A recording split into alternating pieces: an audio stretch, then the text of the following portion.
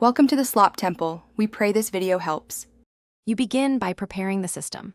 Update Windows and GPU drivers so Directx components can register correctly. Once done, install the Directx June 2010 redistributable and Visual C++ runtimes, because missing DLLs often cause Directx errors. Then, make sure to run Madden 25 as administrator and turn off overlays like Discord or Steam.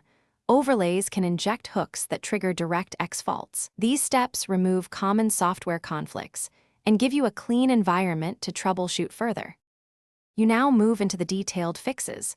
Verify the game files in Origin/EA app or Steam to repair corrupted Directx-related files.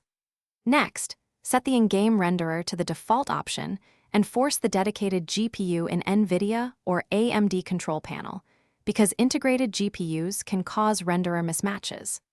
Also adjust resolution and Windows scaling to native values, and disable full-screen optimizations to prevent mode switching glitches. These actions correct file, GPU selection, and display mode problems that finish by rebooting to apply driver and system-level changes. Then test Madden 25 in windowed and full-screen modes to isolate display mode issues.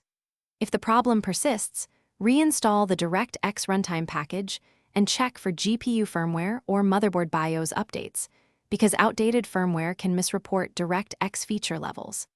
If none of that helps, inspect the game's error log for specific DLL or error codes. Once you have the exact name, you can target the missing component rather than reinstalling everything. A faster, more precise Thanks for watching. Consider subscribing if we helped you.